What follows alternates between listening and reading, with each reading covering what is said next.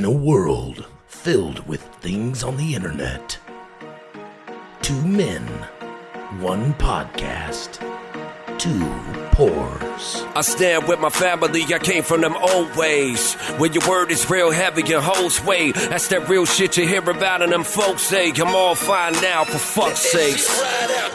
I came from the realest pack of people. For every said action, every act to equal. Two Poor Podcast. I don't know. I'm half in, half out. One leg over the fence. One still holding on to the grass. I think it's time. I'm kind of locked in now. You locked in? I'm ready. Bob, dialed in? Yeah, Let's go. dialed in. Let's go. Welcome, ladies and gentlemen, to the Two Poor Podcast. It is a pleasure, and it is our duty to come and tell you a thing or two about a thing or two, right? I think so. Tell me real quick, how much do you love the Two Poor Podcast in Anderson, South Carolina? Man, I think the change of location was great for both of us. Right. You know, Feels to good. be able to. It feels good. Yeah. It feels real good. So, some of our episodes are fun. Some of those episodes are monumental in what we're bringing, and some of them are a lot more serious. All right. This is a more serious one. This is something that, we can poke fun at in certain points, and I'm sure we will, just based off our personalities. But this is something that I think is important to go over and really, have a good conversation about what addiction is.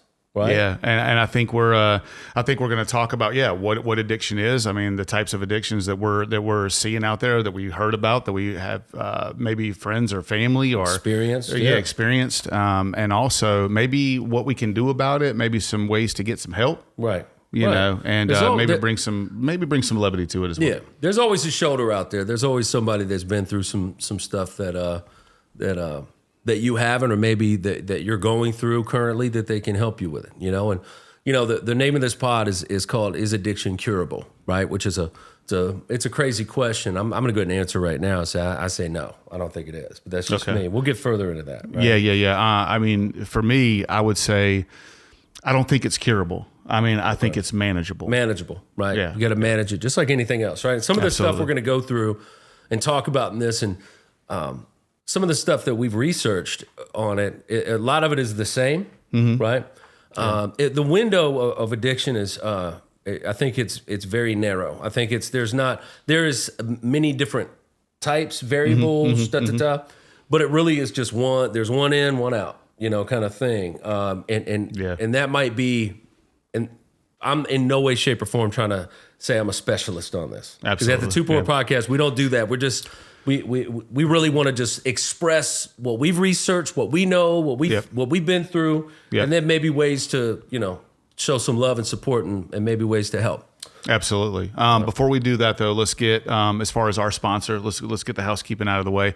Jeff Maddox, our sponsor for this episode and in this season 2 of the Two Poor Podcast, is Blue Diamond Pest Control.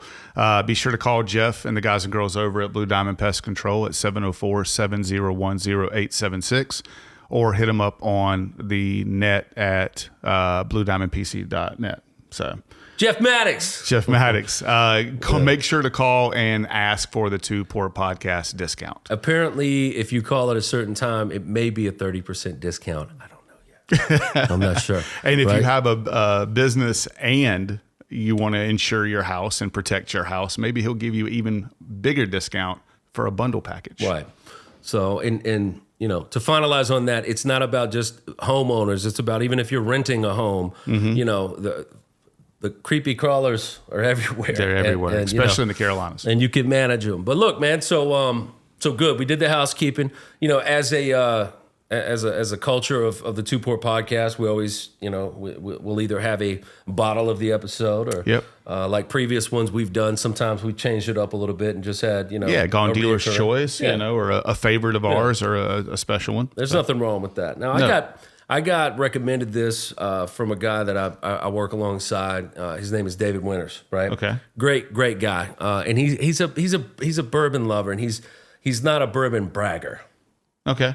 Right. There's a difference. And I realized that our podcast is the Two Poor Podcast, and it is we do support the bourbon deal, but responsibly, right? Absolutely. But something that we're not going to do is alongside of the shot the bigger deer, caught the bigger fish, drink the most expensive bourbon. We don't do that. And I mean, we're going to give our honest opinion of it on what it is, good, bad, or ugly. And this is a Kentucky bourbon. Okay. This bourbon, I'm going to read something off the back of the label because I think it's important. Then I'm going to read some other stuff. Okay. That about it. I know that you guys are like, Jason Brewell usually does this stuff. I know. I am. It's nice. It's nice to be in the co-pilot seat every once in a while. The story of this, and do you see the awesome steel on the front of there? Yeah, right? I do like that. It is a cool bottle. It will catch your eye. It's nice looking. What's the proof on this one? So 87 proof. Okay. In the wheelhouse. Hey, that's in your wheelhouse. And they've got other variances, and they've got the wood, the fire smart, or the fire. See, look at me. The I call it campfire bourbon because it tastes like fucking shit. But anyway, it says Horse Soldier bourbon whiskey is uniquely complex and aged in charred new American oak barrels. Okay. Every bottle of Horse Soldier bourbon whiskey is a piece of American history. Okay, all right. It's carefully crafted by Green Berets who answered America's call just after 9/11 with a daring insertion into northern Afghanistan on horseback. They went, right? Let me tell you something. Okay. All right. I'm going to tell you something about this. This piece right here, every single bottle is pressed from steel, donated. All right. It was donated by the New York Port Authority. Okay. Of steel from the Twin Towers. Whoa. This is American history. Woo. This is something that there's no games here. This is American history. So you're saying this piece of steel right here, which of course has been coated and treated, right? But this piece of steel right here was a part of the Twin Towers. It was bottled and it's pressed by steel from the Twin Towers. So I'll have to look into it further. Like maybe it was the steel that, but the actual maybe machine, right? That's got steel. Hey, either way, we're talking about history that we've lived through. It's big time, all right? So they say, it's got notes of vanilla, it's got notes of ginger, cherry, all that kind of stuff, okay? Okay. The part of it that I love the most, though, is that it's not just a bourbon that is mass produced by the robots. There's Green Beret soldiers. There are people that they commissioned probably and put them involved in this, which I think is amazing. Horse Soldier, I think this is amazing that they get them involved in the process of the barreling and everything, That's pretty cool. It's amazing. And it's a beautiful bottle. And it's something that, I think when we're done with it, we leave it up on the bar. Yeah, we can. I hope the taste backs up the amazing story. Right. Because it is an amazing story. You want to take a sip? Yeah, absolutely. Let's go for it. I want to get a little. Well, you're going for it.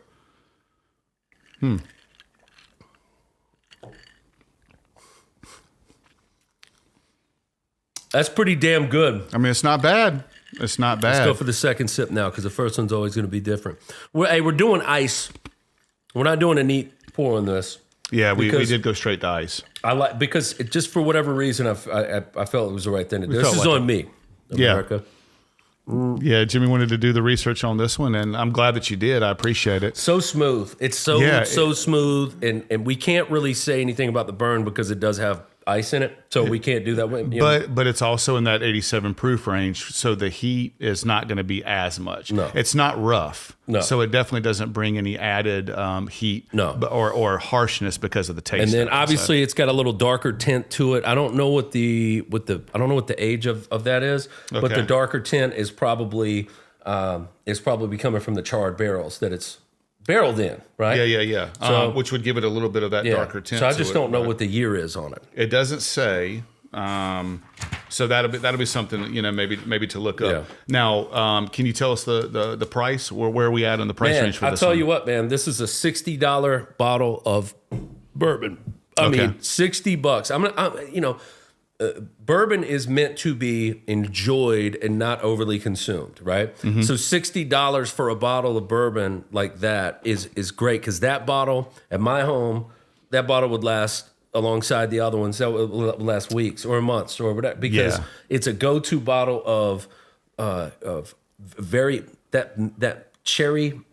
Yeah. Flavor at the end. Vanilla. You always vanilla. get the vanilla, whatever, but that cherry taste at the end I like the charred taste on it. One thing else though, that gives me a little bit more kind of like to go for it is the story behind it. Yeah. That's a great story. I love the story. I definitely support, we definitely support the military, definitely support. My Aunt Sharon has 3 brothers. All 3 brothers are Green Berets. Wow. Or were, they're probably not. I'm sure retired now. Yeah, she was probably not the kind of gal that you wanted to, I don't know, to be mean to at a date. No, she was actually a rear admiral on a destroyer and was in Desert Storm. So yeah, well, that whole she family did not play. That whole family could probably put a bazooka. She was in the Navy. Yeah, she did not play. Good. But so I would say definitely 2 thumbs up for that. It's worth the money to support the cause for the story, and the bourbon's pretty decent. It's pretty decent. And the thing about bourbon is it gets better as the pour goes on, especially iced down. I've realized that I'm more of a fan of it iced down. Yeah. And I'm going to tell you why. Okay. Because having one neat is okay. You get to taste everything that you want to taste and what the body of it is.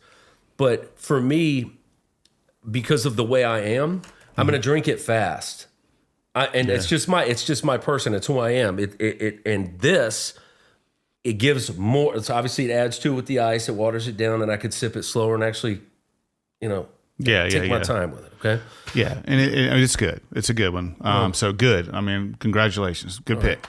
Well, look, man, I want to get into a few things, and we're gonna be as honest as we can with what we have to give, and in no way, shape, or form, again, are we saying that we are professionals in this, or even if that is such a silly thing to say as is addiction curable? Yeah, right? and also too, I mean, just to add, we're talking about addiction while having alcohol, and alcohol is. Yeah, it's a big one, right? Number so 2. we also want to make sure that we are disclaimer: drink responsibly. Right. Life is moderation. Right. We're not sitting here drinking every day. No. So just be careful with what you do and your choices. They have ripple effects. So drink responsibly. And I can speak off that because alcohol is on the top. On some lists, it was number 1. On some lists, it was number 2. Mm-hmm. But it was the top 2, right? Yeah, absolutely. And that's a big deal. And there's something to be said about people that rely on anything, any substance, any mind-altering deal. Alcohol, people don't realize. Like I've never realized it that it is something that's addictive. That's me sounding like kind of like an idiot here, maybe. Okay. Because you've got people that are alcoholics, right? So that's an addiction, right? Yeah, but do you think that's because that alcohol is legal and everywhere that you go? It's at every definitely got something to do with it's it. Every gas it's station. On every single commercial. It's yes. Mm-hmm. That me. It's Thursday night, it's Friday night, close to the end of the week. It's celebratory. Yeah. Sometimes it's not celebratory. Sometimes it's like, man, I had a shit day. I got my butt beat at work. Yeah. I just want to have a couple drinks. And then sometimes those couple drinks turn into several drinks. And all it does is just ruin the next day, right? One of the things in going through this whole research process and discussion about this, right? One of the craziest things that I read were last year, over 50 million Americans, 50 million. I don't know what we're up to now, 3 something, but over 50. So let's say 1 in 6 Americans experienced a substance use disorder in the past year. And most of those were attributed to alcohol, meaning you went out for a drink and you ended up having 10. Yeah. Yeah. And admittedly could not control yourself or just had way too much. And then you get behind the wheel of a car. Or, make a bad decision. How many domestic violence situations happen? How many cheating? How many car accidents? In arguments, fights, fights, unnecessary fights, and then fights in your own home. I'm guilty of it, man. And the one thing that it does is it fogs your mind to where when you wake up the next day, you still have this kind of wearing off effect of you thinking that you're right from this fight you were in last night and whatever. And then you start looking through your phone and text messages and you're like, holy crap. And now you know what happens. What happens? You get in your car, you go to work, Yeah. And then the hour goes by, 2 hours go by. All these hours go by where you would normally speak to your partner. And then you finally send that text and they're like, oh, okay, cool. Well, that's the hard part is seeing the, oh, okay, cool. Because it's not the first time it's happened. Or the second or the third. And it always ends with the, oh, I'm sorry, I drank too much. Yeah. Does that make sense? Oh yeah, absolutely. Or, you had a bad night, you go into work the next day.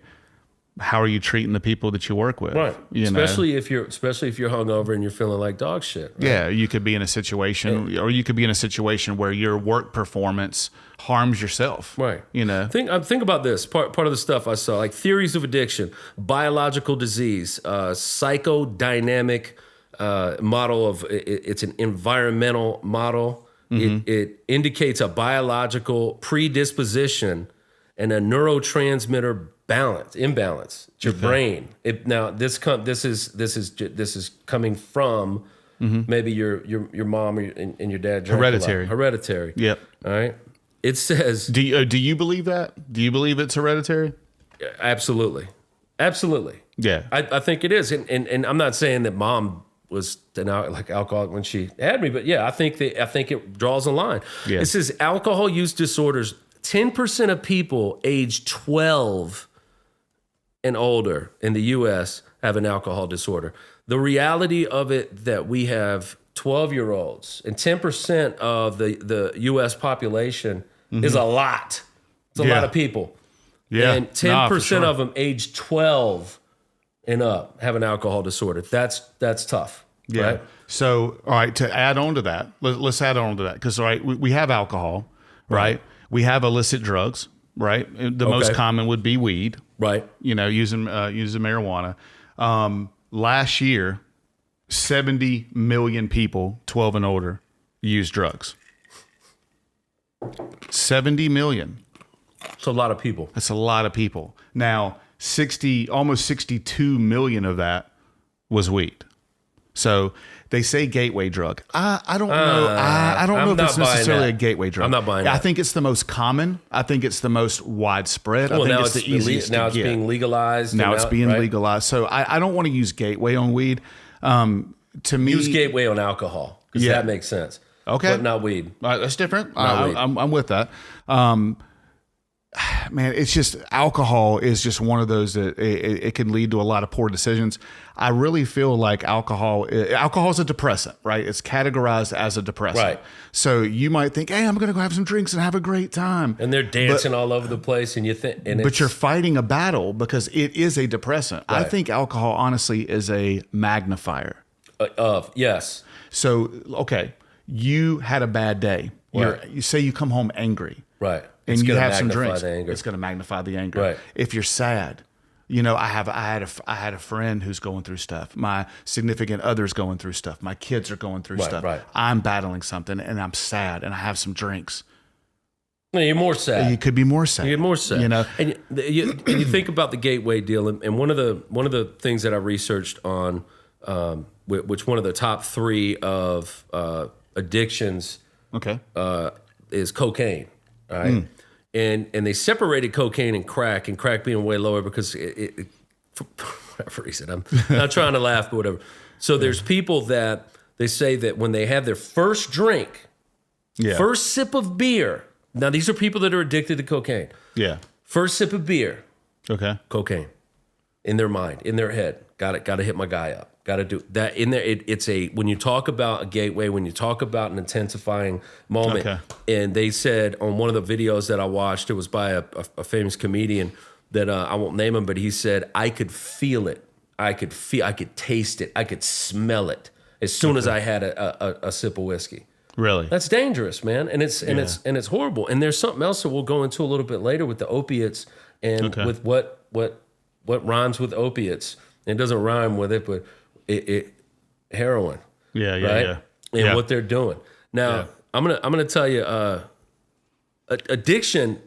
Of course, the easy way to look at this and to go about it is to say drugs, alcohol. Mm-hmm. Man, the amount of things that people are addicted to and truly addicted to, and the effect of it is far worse the result of it is far worse than the glory of it, right? Yeah. So I want to add something on to what you said and then segue back into that if you can. So I've got a chance to meet a couple of people over the last couple of weeks. Okay. And for some reason, through conversation, addiction has come up.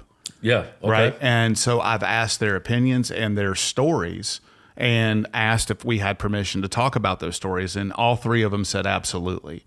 So they're open to it and they're open to share. Absolutely, because they're clean now, but once was addicted. So there was a lady that I met. Her name's Miss Beverly. She's relapsed 3 times. God bless her. Right. And she was on hard drugs. Right. And once she relapsed and had to go get clean because she was in fear of committing violence against her significant other. Yeah. The second time was for her kids. The third time was for herself. Wow. And that's the one that took. And so she's been clean for 9 years. She said exactly what you just said. She's 1 drink away from losing everything. From losing it all. And and this is, I think, a reoccurring story that once now, whether you're predisposition to being addicted, right. being hereditary nature, or just your personality type, or a combination, or you just like it. Yeah, like whatever. they said, it's a neurotransmitter. So there's something in your brain. Now it's still a choice, right? You still have to make the choice, but once you do it, you can't. No, you know what I mean? You see blood in the water. It's like the end of the movie Flight. If anybody's ever seen that movie Flight with Denzel Washington, and he was a pilot that had to end up going up, inverting, the plane to whatever. It was crazy. Well, at the very end of the movie, you're thinking like, man, he's gonna, he's gonna get through this. And I'm not gonna spoil the movie because it's an old movie, and if you haven't watched it, it is a good movie. Fault. And then you see him close the door to the what do they call it when you can get little cocktails from your hotel room? Oh, the mini bar. And you see him close it, and then you're like, oh, thank God. And then you see him open it real quick, and then the next scene is John Goodman walking in. What's up, guy? Get out of my way here, buddy. That guy could have gone that night. All he had to do was go through that night, one night, and then go to court. And then what happened was he ended up getting so drunk in that movie that he had John Goodman have to come in, and then he had to do the cocaine to get himself back up. And then he goes and gets in front of a judge, and he's got all the lies and all the BS panned out. And finally in his head, he's like, I did that. I'm the reason why these other people are dead, right? That's not the point of why I went in that. That was my ADD radiating. All right. Now listen, let's look at this. Let's look at the things that if you're okay to go to this. Yeah, go ahead. All right. And just certain forms of it, okay? Technology. Yes. Who's addicted to their cell phone? I mean, I think we all are. Who is in this world? Let me tell you something. Drive your car, and don't be the asshole that's looking at his car while steering, but looking at his phone while steering. Right? Yeah. I do it all the time, and it's a problem. Right? Yeah. The craziest thing because of the commute that I have to take to work is watching these people driving 75 miles an hour. And you're watching them on their phone. And I'm looking at them, and they're all over the place, and they're scrolling, and they're absolutely involved in what's going on. Oof. All right. Think about this: gambling. Yeah. Gambling's an addiction. I don't go to Vegas. And go to Vegas and look at the homeless population in Vegas. I'm going to make it big. I'm going to go to Vegas and I'm going to, win $60 bajillion. They go, they spend their whole life. You're sleeping on a park bench. They go spend their whole life savings. That's right. And screwing themselves over, right? That's right. All right. Hey, something, on a lighter note, but it's a killer. Nicotine. And nicotine in tobacco. Right? They say nicotine cigarettes, but nicotine in general is what you're fighting against. They say that that's actually more addictive than heroin. That's insane, right? And it's legal. Yeah. And when people say that they stop smoking cigarettes, I mean, I haven't smoked a cigarette. I haven't smoked a cigarette in 4 years. And they're sucking on a battery and doing a vape. Yeah, I'm clean off the cigarettes. And they're hitting the vape probably more than they would hit cigarettes. Yeah. So it's you're trading one evil for another evil, right? And that's the problem with addiction is can you actually cut, the head off the snake. Yeah, You know what I mean? Because if you trade, oh yeah, man, I don't drink anymore, and then you see him, smoking 3 packs of cigarettes a day, and then drinking 18 cups of coffee. It's like, no, you're still addicted. You're still addicted. Obviously, we talked about heroin before, right? Methamphetamines, right? Codependency. Methamphetamines. That's a pretty proper word. Okay, never mind. I'm Meth, right? With your, Meth, right? Codependency. What's that to you when I say that? Ooh, yeah. Codependency. That's, the dependency on most of the time. That's another person, right? So you're in a relationship and you're addicted to the relationship. Remember have you ever seen a movie, a show, or been through this in person? Because you probably have, because it's happened every day, every hour. Mm-hmm. The woman getting the crap beat out of her by a guy, piece of dog shit guy, and she's getting slapped every way from Sunday, and her kids, and her mother, and her father, and her brother. Everybody's trying to get.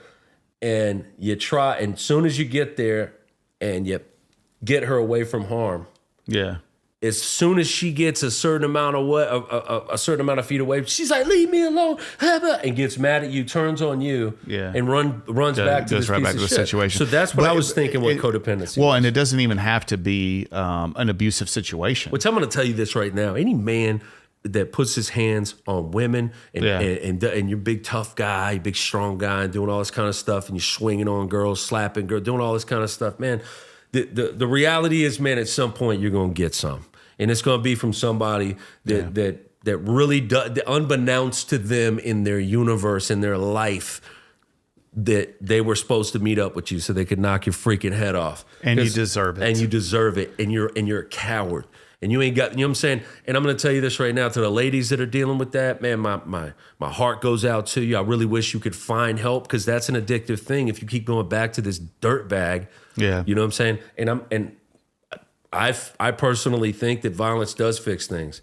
So sometimes you got to fight fire with fire. And you know what? If you know somebody that is getting whooped, and you know somebody that, that ass whooping can lead to her dying, man, don't be afraid to call the cops. And if you think I'm some kind of different person because I would call the cops on somebody that's beating the shit out of their woman, then then so be it. Then you know what? I'm a cop caller. Well, there's also stand your ground laws. So if your state has a stand your ground law and you're a female getting abused by a guy, you have the right to meet force with force. So get a gun and shoot him in his face. Bingo. Yeah. Because, literally, if you're a woman, you automatically have the benefit of the doubt that if you're getting abused by a man, he has the so-called quote-unquote power to inflict massive or lethal harm on you. You have the right to defend yourself with lethal actions. Are you saying that because men, DNA-wise, or like just from, they're more, they could be stronger than women? That's kind of proven. No, but it depends on who you vote for, I think. Yeah. But anyway, listen, we're going down different tangents. But yeah, I think the codependency does not have to be in an abusive situation. It could be your happiness. We've talked about some people here recently. What about the conversations we had last night at the football game? Right. There's people out there who are not abusive to their significant other, male or female, but they can't be away from them. Yeah. Their happiness is dependent on that other person. And their happiness is their demise. That's right. Yeah. And because this is a reality of it. And I'm glad you brought that part up, because I looked at codependency and only thought about the abuse side of it. Now, and when you can't be away from your better half, let's say, or your boyfriend, girlfriend, whatever it is, and you can't be away from them without being completely present in the state you're in, that's a problem. That's a problem. That's a problem. I literally I think about places I've been with people I won't name, but we'll be sitting there at the table, and there'll be us, Ashley, them, and whatever. Yeah. The girl will get up to go to the bathroom, and we're sitting there talking, have a conversation with several people, and the dude will just be like, and just turn like that, and we're like, "Hey, what's? Yeah. Is something over there?" And he was like, "No, she was just going to the bathroom." And I was like, "Yeah." Anyway, we were talking about the thing, and he's just completely out of it. And you can be protective. You can be, as a man, you want to be protective, but at the same time, you have to be able to stand on your own. It's got to be a difference and being protective, and being confident and trusting in your partner. But that's not codependency. Okay. Yeah, we're talking about we're talking about your complete happiness level is dependent on that person. What I was doing, just so you know, I was weaving. Oh, okay. Yeah. I went way. We're on the basketball weave drill. I was weaving. All right. So okay. In this list, which is great, all these are very, very important. You haven't got to one. That's I'm about to massive. get to it. Okay. I'm about to get to it right now, and I think this is it. All right. Being addicted to sex. Okay. Yeah. That's not it. That's not it. Well, a version of it. Okay. So we're gonna talk about this. Okay. But a version of it. Well, pornography. Okay, cool. And I was going. I was gonna go. You're going there. Okay. All right. Do me a favor. Hey, hold on real quick, ladies and gentlemen. All right. So, being addicted to sex, and people, I want to make this clear. Sex feels good, right? And it should. I've heard. I'm saving myself for marriage. Yes, me too. And it's sex should feel good. It should be. It's something that is normal. It's ingrained in your DNA. From the time that you go through puberty until you get much older and can't. I don't know. I don't know if it's ever going to go away. Yeah, I know. Bob. Yeah, dude. Pitch intense, bud. Well, here's the deal. So there's that, and you can be addicted to it, and it's something that I'm not going to get all into because it's not something that I'm familiar with, other than some of the things that I've researched on here, saying that there's human beings that cannot be in a monogamous relationship because of their want and need to have sex with other people. We call them whores and pieces of shit and sluts and whatever you want to call dudes. Yeah, I'm joking. But the thing is, it's the thrill of the hunt. It's the the next feeling that you're going to get from somebody brand new. They get, what did it say? The exhilaration that they get from having a sexual encounter with somebody that they don't know and are never going to see again. Yeah, okay? and that's where that's wild. I know, and then you go on top of that as far as like the pornography aspect of it, of you're fantasizing. You got people who that's what they have to use to get their thrill. I mean. Does it affect the sexual side? Does it affect the sex side with your partner? It absolutely can. If you now some people say it can affect. It can make it better, right? It can make that. Well, I don't know. The one thing that I do know is that when you're routine. Mm-hmm. And let's say that you're routine and you have a partner in the house, like you have somebody that is your significant other. Yeah. And you have a routine where you sneak away to watch porn. Mm-hmm. Is that something is dishonest? Is it a dishonesty toward your? Because let's go back to this too. That's a good question. Because what is porn usually? For I would say 80-90% of the time it leads to masturbation, right? That's what men and women are doing. Yeah, absolutely. So is it being sneaky and dishonest if you're going to look at porn and masturbate? Or, I mean, everybody here is a grown up, but everybody's masturbating. Okay, How many times do you do it a week, Sean? Right, once or twice. Those are rookie numbers. Okay, I said once a day. I do it. Wow. You remember Matthew McConaughey when he does the three times a day? God, that'd be horrible. Poor guy down there would look like Balboa. So in Rocky 1, that's messed up. So we're making light of this because it is a touchy subject. No pun intended. I'm sorry, I can't. I can't. But is it you being dishonest? That's a good question. So there's different ways to look at it. If you look at it from the religious standpoint, lusting after another man or woman is cheating. So pornography would be almost mentally cheating on your spouse, right? I think if you're looking for porn to fill a need, that's a problem. That's a problem. And are you able to have healthy conversations with your spouse? Right. Maybe there's things that you want to explore, and that's your personal space. What happens in your bedroom is your bedroom, and that's none of my business. And it can be fun. And I don't care. restraints, whatever. I mean, that's your own thing. That's your own deal. Pillow strangulation, headbutting. No, but I think in a healthy relationship with your significant other, all avenues of life are fulfilling. Right. Okay. Right. And that includes your intimacy. Right. And I think that's stuff that you need to talk about and explore and be one with that other person. You shouldn't have those other necessarily needs. But think about how socially awkward that could make all right, let's say a person, guy or gal. And I would say, and I'm not trying to marginalize, I'm not trying to compartmentalize things, I'm not trying to put people in a different box here, but I would say most men are like this probably more than women. But then again, I haven't researched that, so don't call me on it. Yep. Let's just say a man for shit's sakes. And this guy has become socially awkward because from the time that he was in high school or whenever he was introduced to pornography, and then he ends up going through and not being able to have conversations with women or have any kind of real depthy kind of deals and understand that they are a human and they are somebody to be respected and to be loved and to be understood. But this kid from 14, 15, whatever age is the only thing when he sees a girl, he might just see the sexual side of it, or he's not looking at the eyes, he's looking at everything else. That's a great point. That's an uncomfortable thing. Yeah, that's a great point. Let me leapfrog this. Go ahead.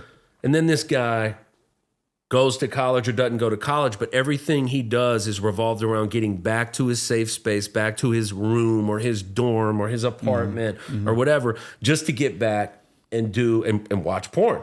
I'm not saying he gets back and doesn't eat and watch TV and shit. I'm just talking about vices and addictions. He is addicted to that. And I'm glad you brought that up before. You know what I mean? Because let's not BS here. Yeah. Porn's pretty cool sometimes, right?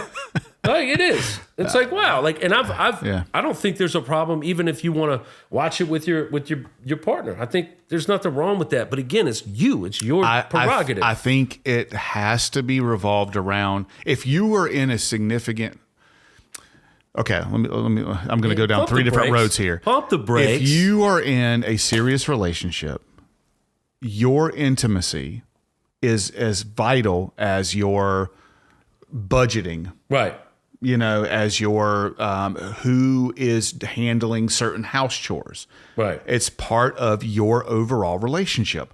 Whatever that entails on the physical intimacy side, if you are both okay with it and you're not hurting yourselves or other people, that's you. That's your business. And it's important. But it should be, and it should be something that's mutually agreed upon and mutually talked about and discussed and all that other stuff together. Tying people up is not okay.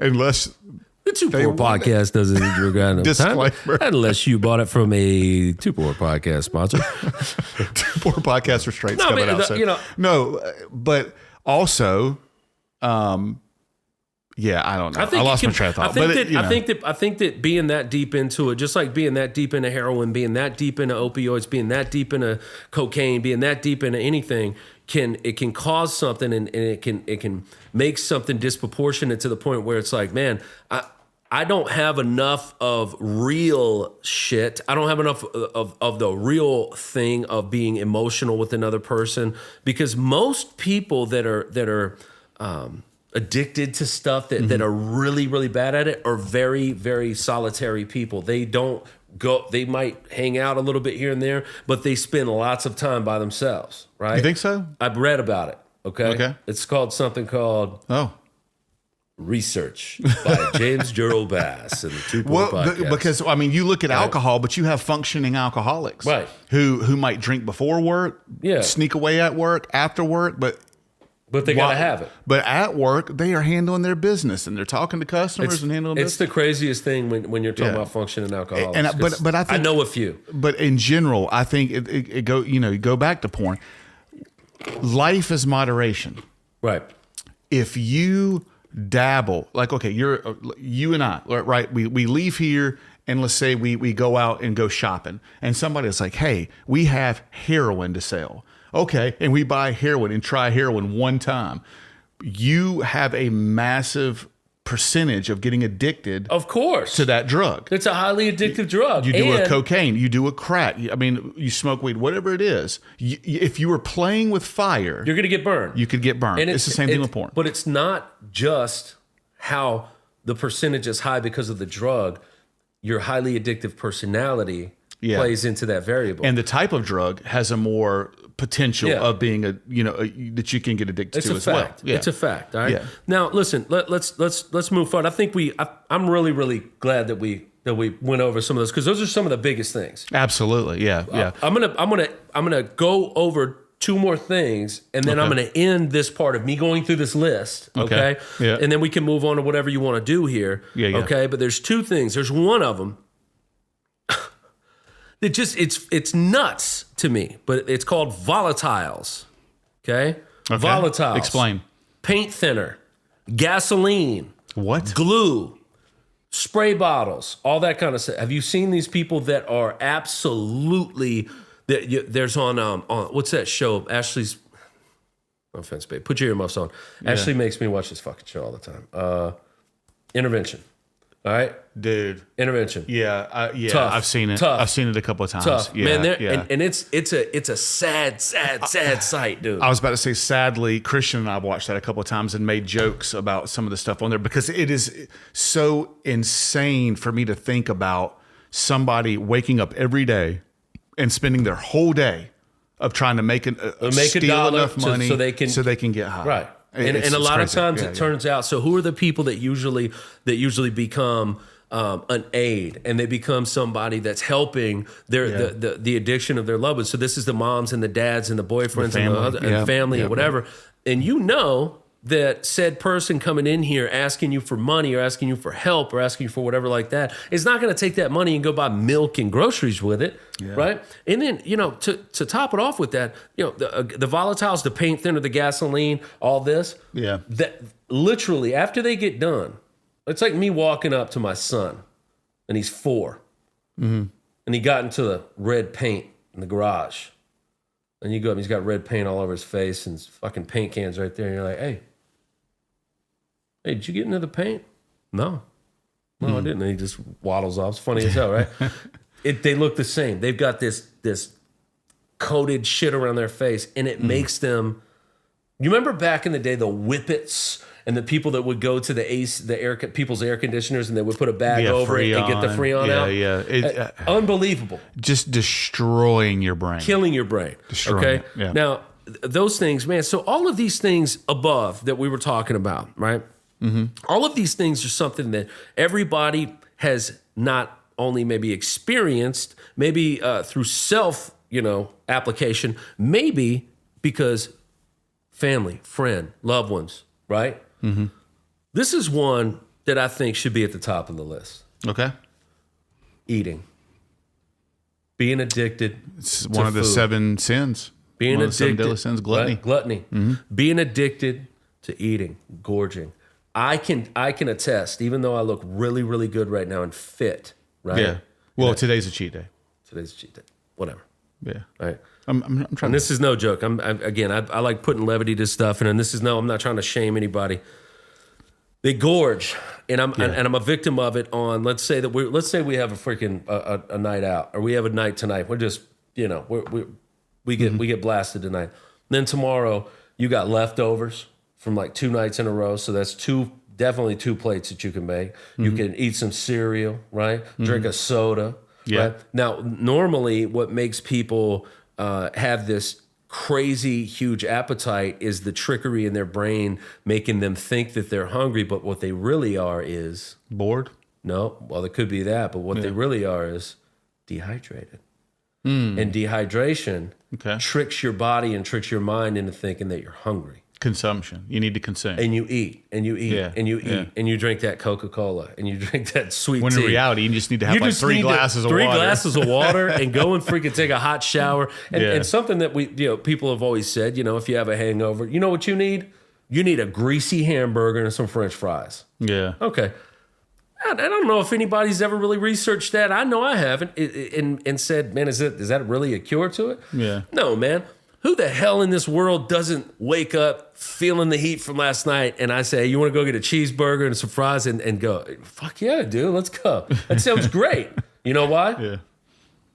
Because you're dehydrated. Because you drank all night last night and you dehydrated yourself. Yeah, you just need water. Now, I want to tell you something about things that you can look up online and their treatment programs. They specialize in individual psychotherapy, group therapies, interaction group therapies, Zoom therapies, one-on-one therapies, and it doesn't always have to mean that you have to go to an AA meeting and you have to go and do all that. These kind of meetings are group therapies, right? They're interaction group therapies where you go and you tell your story, and there's very much success through AA and through that kind of stuff. But some people aren't as, outgoing and extroverted and want to go and share their story. And some people might be a little bit, ashamed of it, right? Yeah.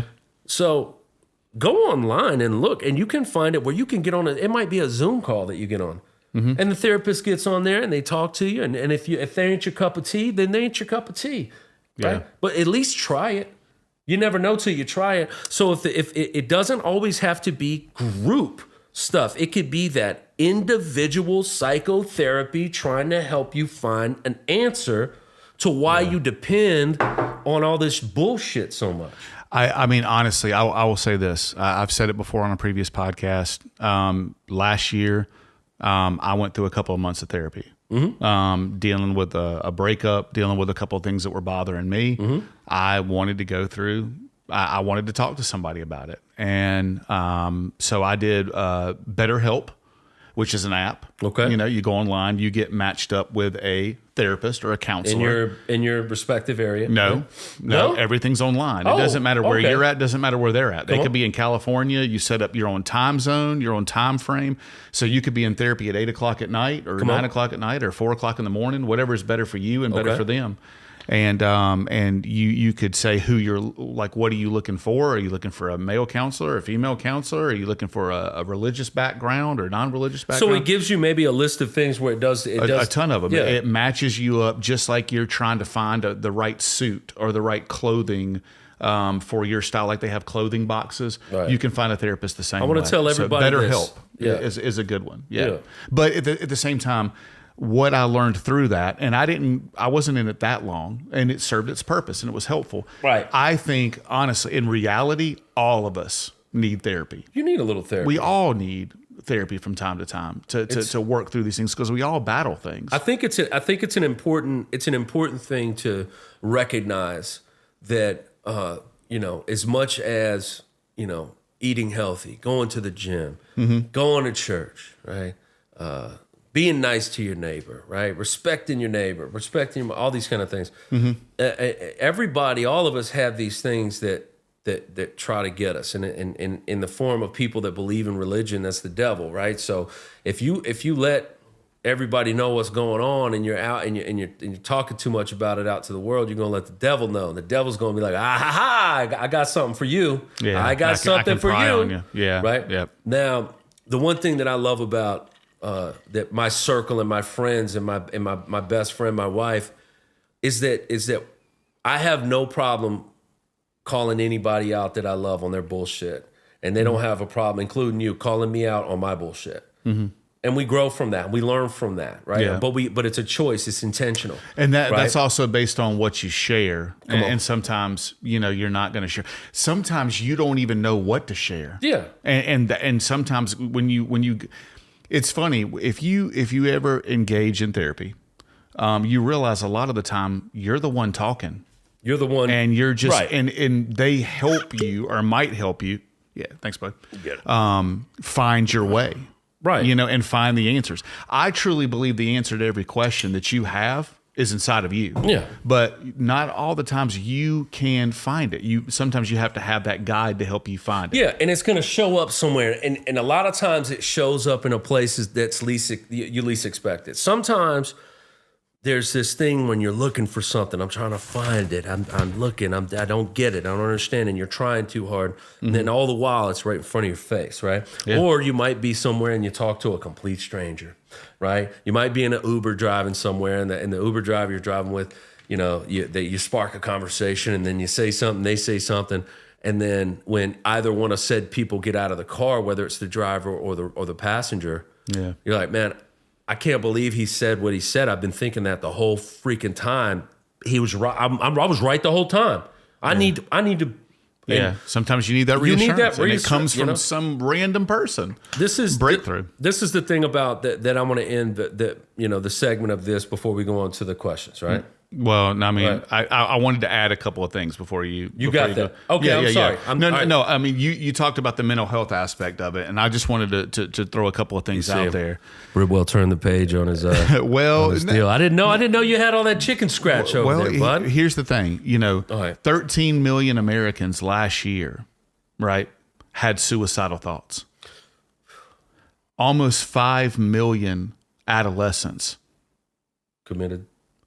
had suicidal thoughts. Right. 1 out of every 4 Americans last year said that they had a mental health episode, whether it be a severe depression. So look, we talked about this and we even asked our children. Right. Doesn't matter what our children said. We used this exercise to check up on our children as we do normally, right. But have a more serious talk. Right. Because sometimes they're going through stuff and we think they're okay because we're all doing stuff and then we don't know that they're truly, truly battling stuff. Right. So I think it was great for us to be able to talk about that. But I think the mental health aspect of this is the most important. I don't think there's enough money dedicated to this. No. We need so much more money, I think we learned about this in the last election. I don't really want to go on that, but I want to talk about it just for a quick second. We have one party who wants money for criminals, money for sex operations for criminals and all this other kind of stupid nonsense. Idiotic. Whereas we have veterans committing suicide. We have homeless children. We have children going through having suicidal thoughts. The mental health in this country, I think it's directly related to the physical health of this country and the spiritual health of this nation.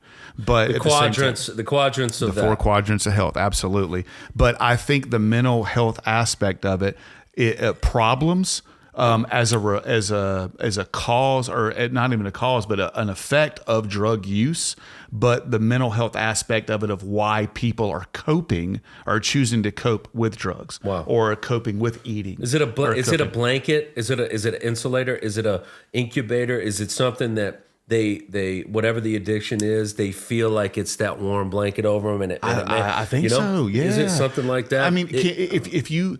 So many people are going to use drugs, I think, to escape. Right. Life is hard, man. Life is hard. Easy. It's not easy outside. Tough, and life can be painful. But so I'm going to take something to numb me. Yeah. I don't have to think about it. You don't have to think. And then you know what happens? It again has to do with moderation, and it has to do with actually not, it's moderation. It has to do with overdoing anything, right? Yeah.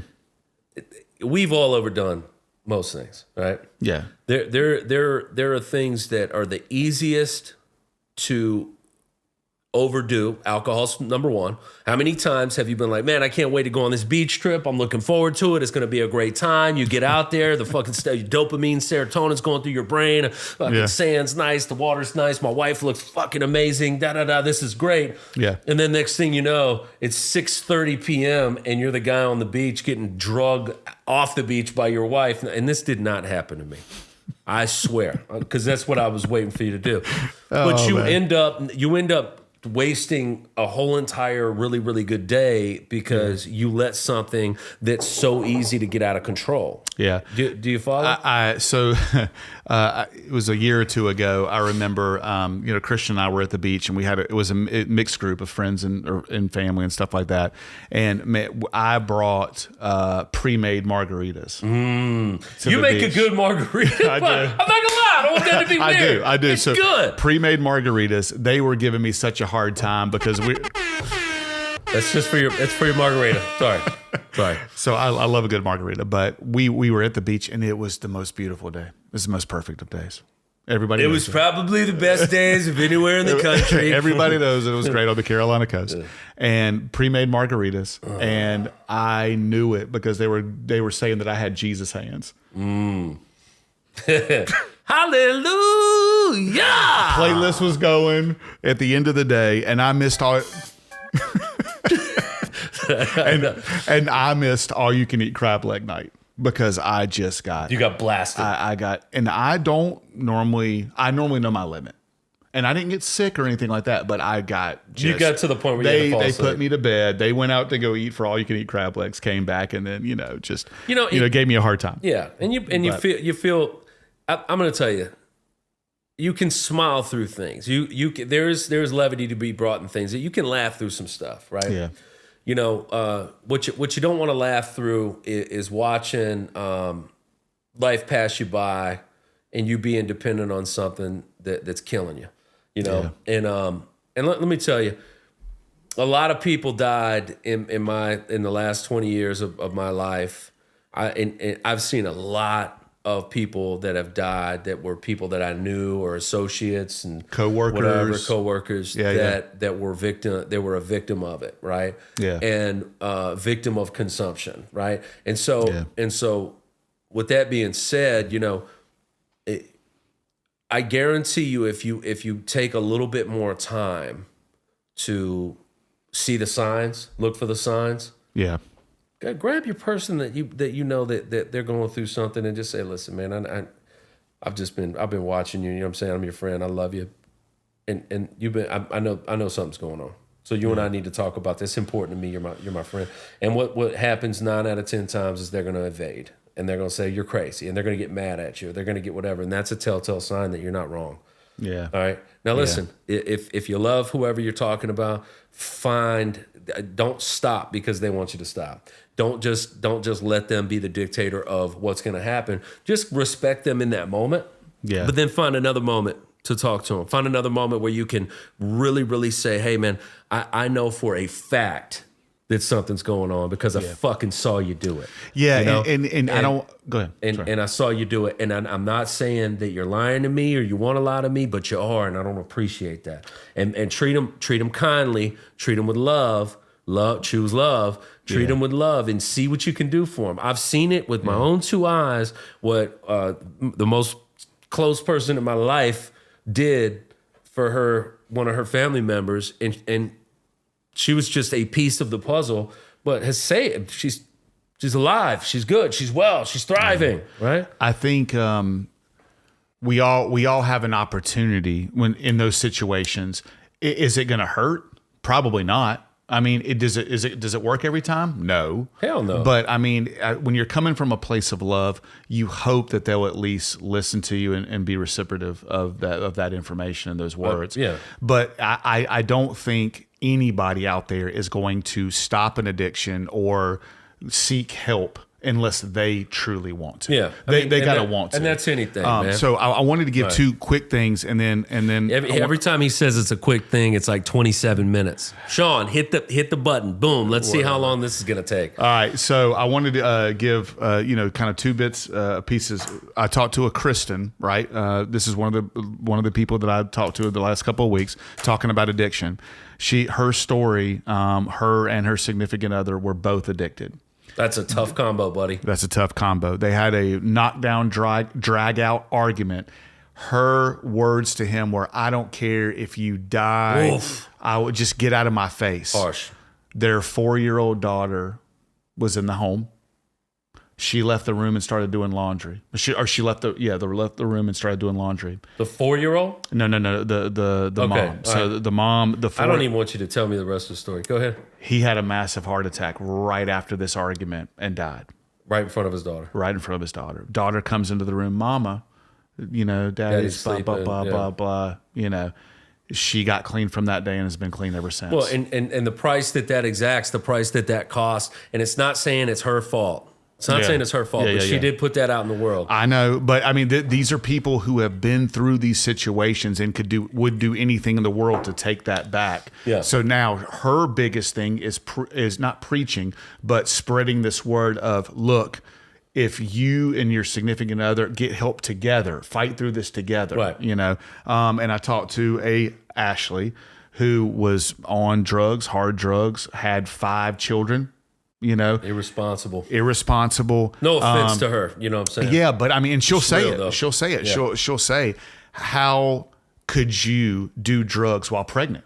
How could you do drugs with your little kids? And she will talk about how it was her choice to start doing drugs, but how powerful that addiction is, and what you would do, and what you would do for those that drugs. But she got custody of her kids back.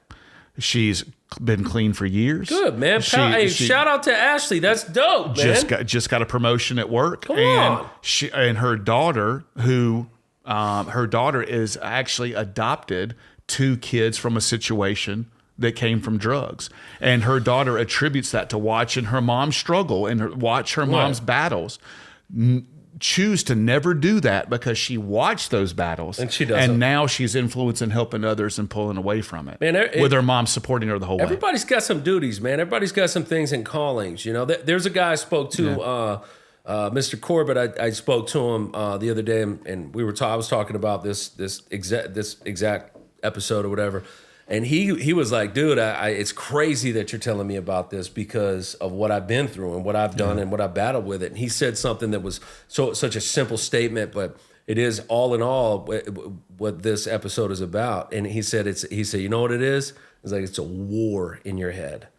You're fighting a war in your head. It's not you're fighting a little battle. It's a fucking war. And you got to give that it everything you that got. was a real powerful statement by him, and I appreciate you for having that conversation with me, man. But I seriously think that I don't want to go any further with talking about it because I got some text messages to send. I got a few things that I want to do, and this is not some kind of corny shit. I got some text messages. I'm thinking about some people right now, and I'm going to make sure they're all right. I want to check up on them, and that's something that we do too less of because we have spent so much time being in a social circle or a gathering that you found that, like, man, I like my 6 people. I got my 6 people. I'm good. And that's fine. But sometimes just because those are your 6 people, man, you need to reach out to that other onion layer and just say, hey, man, I ain't talked to you in a while. I hope you're well. It's okay to reach out to them, especially when you know they've had previous issues. I think intuition is very, very important. So if you feel like the need to reach out, then do it. Absolutely. I want to tell you, but the Two Poor Podcast it's not some, it's not some like BS kind of made up cute kind of name. The idea behind it was trying to help people heal and help people understand and tell them their stories. We haven't had a guest on for a while, and it's because there's been a lot of transitions happening. It's been a lot of moving going on and babies being made and all this kind of stuff. And it's a beautiful, beautiful life if you live it. You know what I'm saying? And that's the one thing that I really, really think is important for people. Think about that. It's a beautiful life if you live it.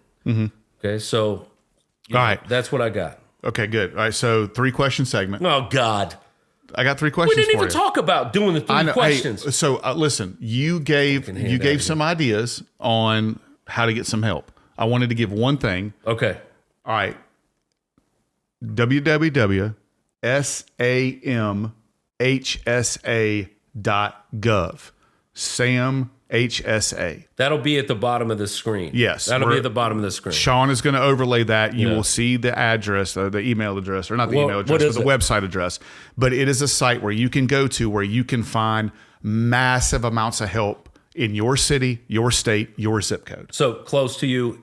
Everything. Yeah. Whatever you need help with, mental health, substance abuse help, anything. It's and right there. I'm willing to bet that it's a great website. And I'm willing to bet that if you're in a bad place and it's a place where you can't get there, or it's a bus ride that you can't pay for, I bet you if you call those people around those areas, I bet they come get you. Absolutely. People want to help people get out of here, man. People are too magnificent. That what you can accomplish being a human being is too magnificent to let your whole life wither away with drugs and addiction. And I went onto the website before this week, and I put in 29621, which is my zip code, and there were plenty of things that popped up. That's good. Based on, I mean, and you can narrow it down from there. You did your fact check real quick. Absolutely, just to make sure, because I was given that, given that website address, but it actually works. All right, so get to the three questions. The 3 questions. I'm hungry, man. So, gluttony over here. All right, so 3 questions. Who are most likely to use illicit drugs, men or women? I would say men. You would be correct, sir. You would be correct. But I'm not happy that men are doing. He's 1 for 1. Hey, man, that could be because of the pressure put on men. There's a lot of pressure of what you're supposed to do. Men, hey, we got to look out for our fellow dudes. Right. Got to look out ladies. for our fellow dudes. What percent? All right, let's go back to the porn conversation. What percent of men and of women do you think are addicted to porn? Over 50%. Yeah. No, that's a lie. I'm just saying, man. We have a serious porn problem. I mean, I'm just saying, everybody's got these. No, well, this is prescribed addiction. Addiction. I'm going to watch it every once in a while. I thought you said watch I said percentage of men. 36%. No, actually, only 4% of men and 1% of women. All right. Okay. Question number 3. I got that last one wrong. Right, yeah. What percentage of Americans are addicted to cigarettes? 15%. I mean, that would be that's a crazy number. That doesn't sound high, but 15% is crazy high. It's 8.5%. 8.5%. But still, 8.5%. Smoking those dogs, smoking those freaking darts. That's just crazy to me. So, do you? So those are the 3 questions. Do you have a parting shot for this one? You know, man, I think that this is worthy of no parting shot. This is worthy of me saying that no, well, as the parting shot, screw it. Go get help, man. Go get help. If you need help, go get it. You know, even the smallest things. They can make the biggest turnarounds. They can make the biggest results. Let me tell you about a house. A house that's made of bricks. Okay, you got to put that brick on 1 brick at a time. Right. Mm-hmm. You got to eat the elephant 1 bite at a time, and it's very difficult to stay the course. Sometimes it's easier to give up. Sometimes it's easier to give in. And I'm going to tell you something, man. You don't have to, you don't have to, but you know what? It ain't up to me, and it ain't up to him, it ain't up to anybody else. It's up to you. Yeah. And I really hope that I really hope you get through whatever kind of shit you're going through, and I really hope you find peace and you find love where you're going. And the one thing that I will say is that you can have a very long, fulfilling life if you take care of yourself. And I really hope that you do. And from the Two Port Podcast, from JJ Bass, Jason Bridwell. Yeah, I mean, in reality, I want to. Can I co-parting shot on this one? God bless. We were doing. Did you see me doing the outro? And I know, and I had to stop it because, man, hey, listen, that was so good. I have to say this. When you throw a rock into a pond, there's ripple effects. Come on. So your decisions and your actions have ripple effects on yourself, on your family, your significant other. I mean, everybody, right? Your friends. So choose love, choose health, healthy eating, religion, working out, drugs.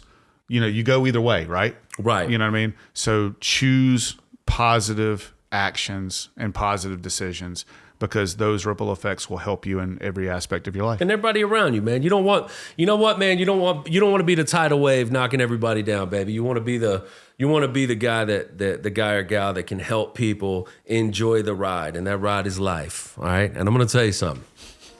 I feel good. I love this shit. Peace, man. All right. Love that. See you guys.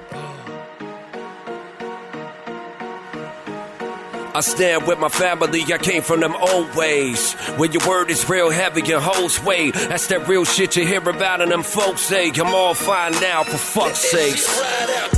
I came from the realest pack of people. For every said action, every act equal. It's all hugs and dabs when they see you, but we can get it violent if we need to. Trying to keep my people alive and see you survive. Fuck what it costs, it'll hurt more seeing you die. That shit'll keep you hungry and it's feeding you lies. I'ma beat that boy down till that needle is dry.